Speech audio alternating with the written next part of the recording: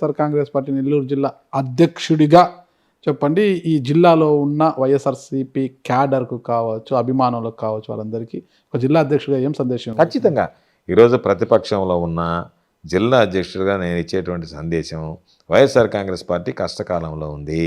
YSR Congress party కష్టకాలం ఉన్నప్పుడు ఎవరైతే వైఎస్ఆర్ కాంగ్రెస్ పార్టీ జెండాను భుజాన వేసుకుని మోస్తారో, రేపు అధికారంలోకి వచ్చిన తర్వాత వాళ్ళని మాతో జగన్మోహన్ రెడ్డి గారితో సహా మేమందరం భుజాన మీద వేసుకుని మోయడానికి సిద్ధంగా ఉన్నాము.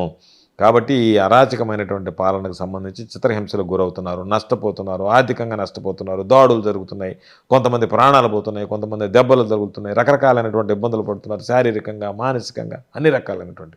మీరు భరించండి, మంచి రోజులు ఉన్నాయి.